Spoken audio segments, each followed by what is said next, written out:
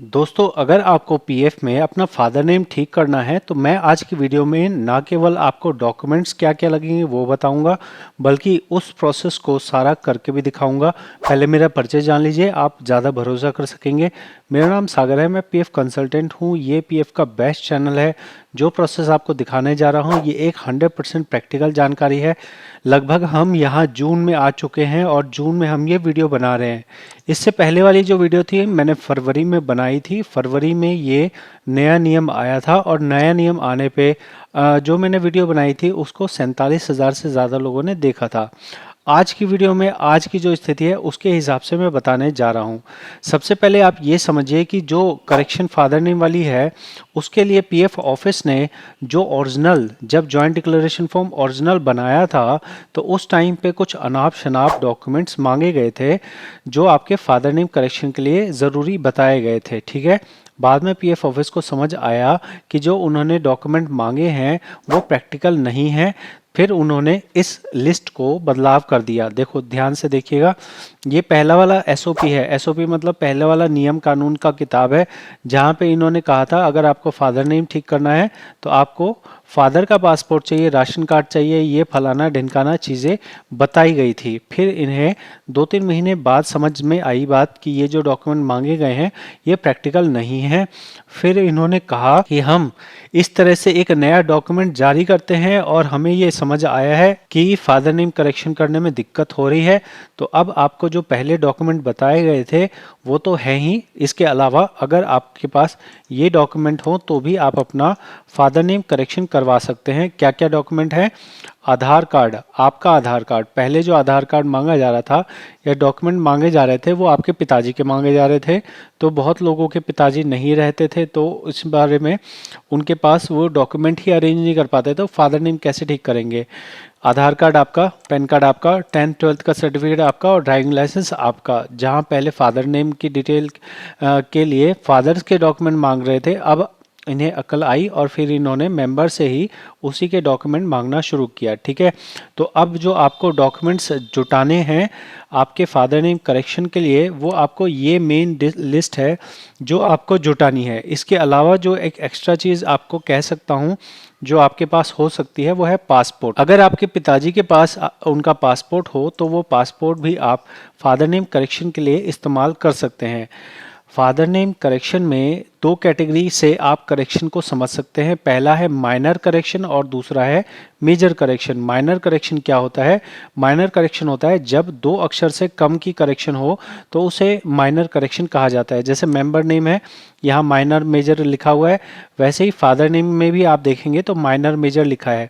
जैसे मान लो कि एम एस खान है, ठीक है, अभी एम एस खान है, अगर आपको इसे पूरा नाम एक्सप्लेन करना है तो ये 2 अक्षर से ज़्यादा नाम बनेगा। मान लो मोहम्मद है ना, तो सिस्टम ये देखता है कि मोहम्मद मतलब 3 अक्षर 4 अक्षर आ गए, मतलब ये मेजर हो गया। अगर ये मेजर हो गया इसमें 2 से अधिक डॉक्यूमेंट लगेंगे। समझ में आ गई? ठीक है, तो ये प्रोसेस कैसे होगा? इस प्रोसेस को आपको ऑनलाइन करना है। ऑनलाइन में रिक्वेस्ट आप जनरेट करेंगे, आप इसके अंदर डॉक्यूमेंट लगाएंगे। ये डॉक्यूमेंट लगाने के बाद ये लिस्ट चली जाएगी आपके कंपनी के पास। कंपनी वाला जब इसे एक्सेप्ट कर लेगा उसके आगे जाएगा पीएफ ऑफिस में, तब जाके जब पीएफ ऑफिस एक्सेप्ट करेगा तब आपका फादर नेम करेक्शन होगी। हमने ये थ्योरी समझी है, मैं आपको जो कह रहा हूँ 100% प्रैक्टिकल है, कुछ भी यहाँ फर्जी नहीं है। अब मैं आपको ये प्रोसेस करके दिखाता हूँ। इस प्रोसेस को करने के लिए आपको मेंबर होम पे आना है। यहाँ आप होम पे टच कर रहे हैं, 0 से दिखा रहा हूँ। देखो फादर नेम आप कहाँ से देख सकते हो? फादर नेम व्यू में जाके, प्रोफाइल में जाके आप देख सकते हैं फादर नेम। ठीक है, एक चीज़ समझिएगा कि अगर आपने एक से ज़्यादा कंपनियों में काम किया है तो कृपया करके ट्रांसफ़र कर लीजिए, उसके बाद ही फादर नेम करेक्शन कीजिएगा। मैं ऐसा क्यों कह रहा हूँ? ऐसा इसलिए कह रहा हूँ क्योंकि अगर आप ट्रांसफ़र नहीं करेंगे और आप फादर नेम करेक्शन के रिक्वेस्ट डालेंगे, सपोज़ आप 3 कंपनी में काम किया है, यहाँ आपने फादर नेम करेक्शन कर ली, फिर आपने पुरानी कंपनियों में पैसा पड़ा है, अब आप अगर इसे ट्रांसफ़र करोगे फ्यूचर में तो बोला जाएगा कि इस जगह तो आपके फादर नेम की स्पेलिंग अलग है और अभी इस रिकॉर्ड में फादर नेम की स्पेलिंग अलग है। तो एक एक मेंबर आईडी के अंदर आपको फादर नेम करेक्शन करने की ज़रूरत पड़ जाएगी।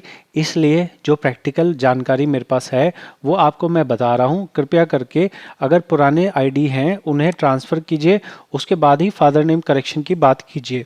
अब चलिए मैं आपको दिखा रहा हूँ प्रैक्टिकल। मैनेज पे जाना है, जॉइंट डिक्लेरेशन पे जाना है। अगर एक से ज़्यादा आईडी है, जिस आईडी में आपको करेक्शन करनी है उसको सिलेक्ट कीजिए, गेट डिटेल कीजिए। गेट डिटेल के लिए यहाँ पे अब 3 ऑप्शंस दिखा रहा है। आप पहले क्या अपडेट करना है ये सिलेक्ट करेंगे, डॉक्यूमेंट्स अपलोड करेंगे और फिर आप इन डॉक्यूमेंट्स को देख लेंगे और देखने के बाद अप्रूवल दे देंगे आधार ओटीपी से। ठीक है, ये जो आप ऑनलाइन रिक्वेस्ट लगा रहे हैं इसमें आपको किसी तरह का जॉइंट डिक्लेरेशन फॉर्म भरना नहीं है। जब ये फॉर्म आप ऑनलाइन में डिजिटली भर रहे हैं तो यही अपने आप में जॉइंट डिक्लेरेशन फॉर्म बन जाता है। यहाँ जो आपके रिक्वायरमेंट है वो सिर्फ अपलोड डॉक्यूमेंट करना है। अपलोड डॉक्यूमेंट करते टाइम ध्यान रखिए कि जो आप डॉक्यूमेंट लगा रहे हैं अगर आप उसे फिजिकली मान लीजिए फिजिकल तौर पे एक तरह से फोटोकॉपी कर लीजिए और उसके ऊपर साइन कर दीजिए। साइन करना आपके लिए सही होगा। इसे बोलते हैं सेल्फ अटेस्टेड। सेल्फ अटेस्ट कर लेना है और उसके बाद ही उसको पीडीएफ बना के अपलोड करना है। ठीक है, अब मैंने थ्योरी बता दी, थ्योरी भी बताऊंगा, प्रैक्टिकल भी बताऊंगा। तो अगर आप सपोर्ट करना चाहें, मैं जानता हूं कि जो मैं यहाँ वीडियो बना रहा हूँ ये एक 100% जानकारी है, बिल्कुल प्रैक्टिकल जानकारी है। तो आपसे बस इतना एक्सपेक्टेशन होगी कि आप चैनल को सपोर्ट कीजिए, सब्सक्राइब कर दीजिए। आपका पैसा नहीं लग रहा है लेकिन एटलीस्ट मेरा कुछ यहाँ फ़ायदा हो जाए। ठीक है, यहाँ पे हम आ गए नीचे। नीचे आने पे आपको दिख रहा है पर्सनल डिटेल अपडेट करने की। यहाँ फादर नेम की बात हो रही है। फादर नेम पे हम पेंसिल वाले निशान पे आते हैं। पेंसिल वाले निशान पे आके मैं यहाँ पे मान लीजिए कि एक एग्जांपल के लिए आपको यहाँ मैंने कुछ ऐड कर दिया है और हम नीचे चलेंगे। नेशनैलिटी में पहले नॉट अवेलेबल आ रहा है, हम यहाँ पे नेशनैलिटी में पेंसिल टच करेंगे और इंडियन सेलेक्ट करेंगे। ठीक है, इंडियन हमने सेलेक्ट कर दिया। फिर हम नीचे चलेंगे, नीचे चल के हमारे सर्विस के बारे में अपडेट करना है। अगर आपको जो चेंज करना है बस उतना ही सिलेक्ट कीजिए, आई एग्री कीजिए, प्रोसीड कीजिए। प्रोसीड करने के बाद ये आपसे कहेगा कि आपने जो सिलेक्ट मतलब आप जो करेक्शन लगा रहे हैं उसमें इन्हें समझ आया कि आपको 3 डॉक्यूमेंट लगाने हैं। तो यहाँ पे इन्होंने 3 डॉक्यूमेंट के ऑप्शन रख दिए हैं। ठीक है, तो आप यहाँ मैक्सिमम 2 MB तक का लगा सकते हैं। ठीक है, मैरिज के केस में अगर आप मैरिज वाला या फिर नेशनैलिटी के लिए चेंज कर रहे हैं तो कोई डॉक्यूमेंट नहीं है। फिलहाल हम यहाँ फादर नेम के लिए चेंज कर रहे हैं। तो आप ध्यान से समझिएगा, जो आपको यहाँ पे लिस्ट दिखाई गई थी सर्कुलर के अंदर में, इस सर्कुलर वाली लिस्ट के अंदर जो डॉक्यूमेंट्स थे उसको पीएफ ऑफिस वालों ने फॉर्म में इनकॉर्पोरेट नहीं किया है। आधार कार्ड मेंबर वगैरह का जो है ना, इन्होंने फॉर्म में इनकॉर्पोरेट नहीं किया है। तो इस लिस्ट में आपको वो डॉक्यूमेंट्स नहीं मिलेंगे। तो आप यहाँ पे अदर डॉक्यूमेंट करके लगाएंगे, अदर सपोर्टिंग डॉक्यूमेंट।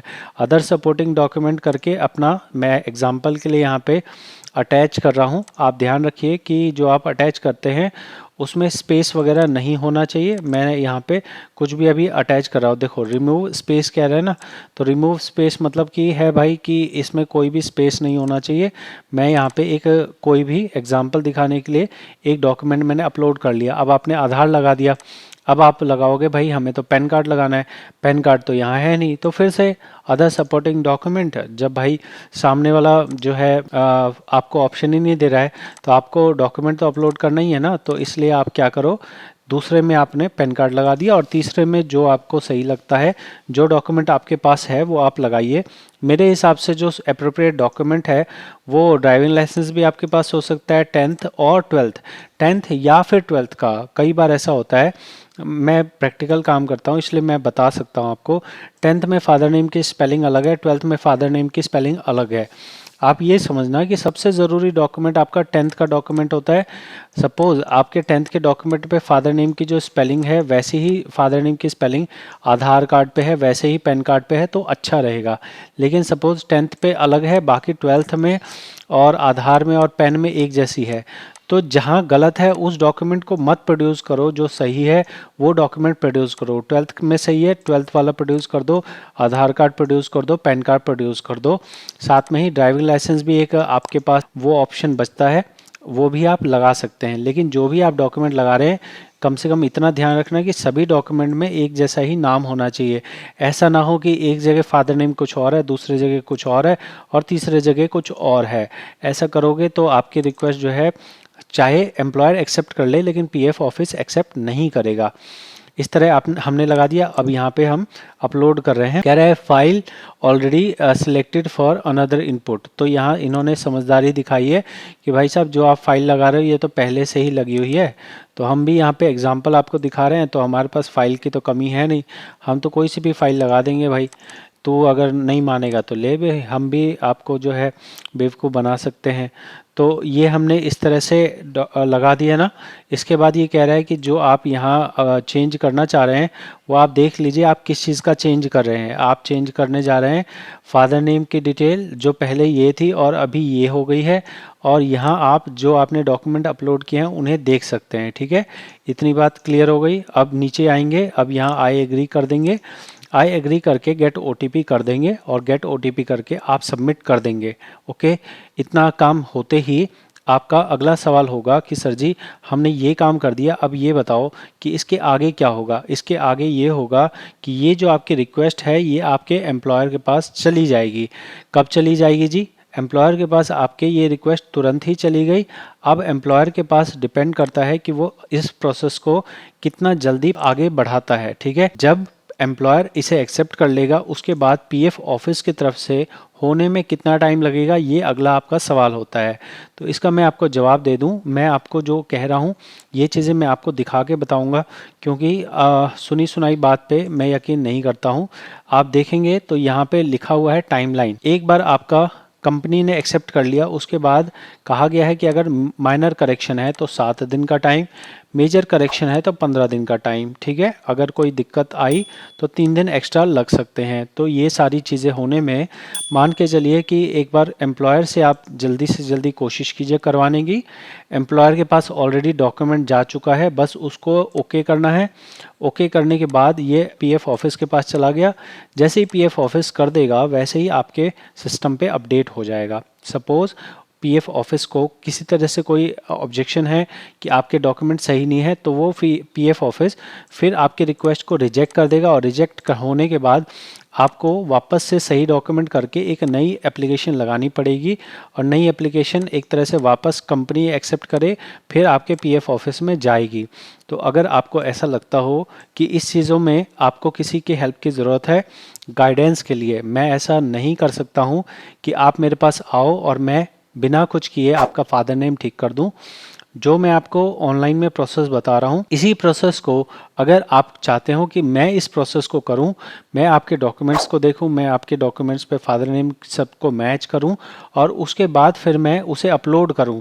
मेरा काम सिर्फ अपलोड करने तक का है, सही तरीके से आपकी रिक्वेस्ट लगाने तक का है। तो ये काम आप मेरे से करवा सकते हैं एक फ़ीस पे करके।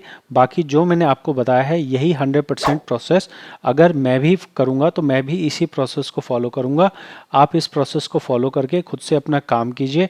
और अगर आपको कोई डाउट होता है आप जो है कमेंट में पूछिए। मैं आप सभी लोगों के कमेंट्स पढ़ता हूं और पढ़ के ही मैं अगली वीडियो बनाता हूं। ठीक है, तो ऐसा अगर कोई जेन्युइन आपका डाउट होगा आप कमेंट में ज़रूर बताइए। मैं मिलूंगा आपसे अगली वीडियो में। बहुत बहुत धन्यवाद।